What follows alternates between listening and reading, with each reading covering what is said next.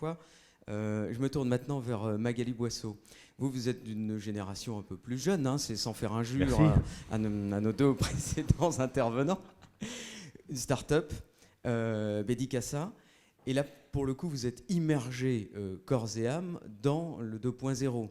Alors vous, comment vous communiquez? Vous prenez la parole directement en votre nom? Oui, alors la particularité de Bédicassa, c'est que Bédicassa s'est construit sur une communauté d'amis. Sur mes amis que j'avais dans une soixantaine de pays. Et en fait, j'ai construit le logement chez l'habitant grâce à mes amis. Donc ça partait du réel. Et en fait, j'ai transposé le réel au virtuel.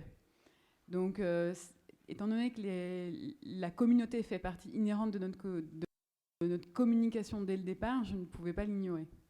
Et donc, vous prenez la parole régulièrement. Comment vous prenez la parole?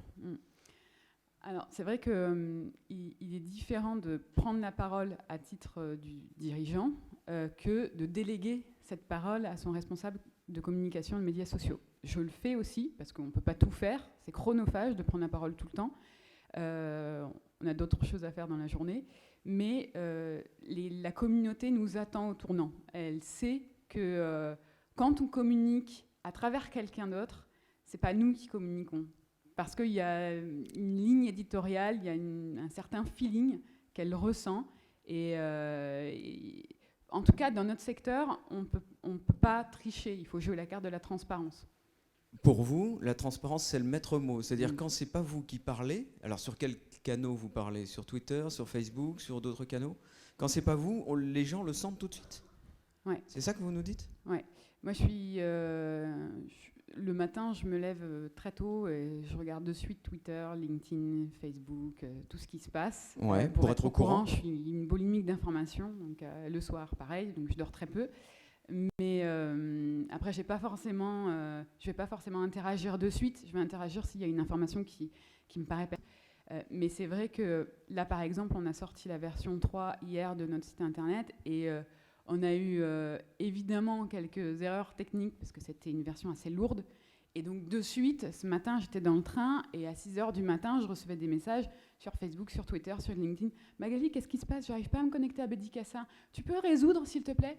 Ok, je vais. Et là, vous avez répondu? Mon équipe technique. Oui, enfin, c'est pas moi qui résous, hein, mais oui, j'ai répondu. Je leur ai répondu parce que ils attendaient une réponse et qu'après ça allait s'enflammer.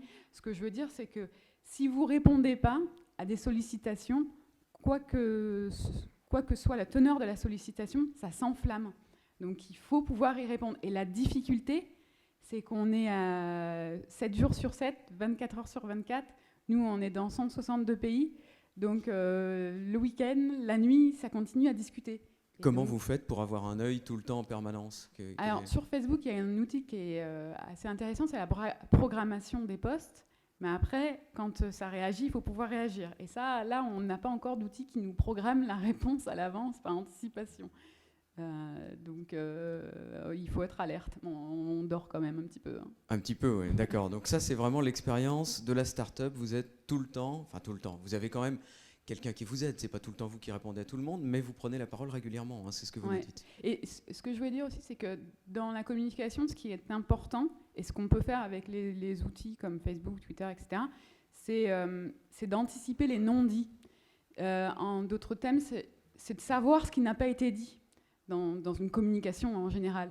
Et ces outils-là, comme c'est des outils qui sont en temps réel, on a la possibilité de voir ce qui se passe, donc du coup de modifier son message en fonction de l'information qu'on voulait communiquer, par exemple.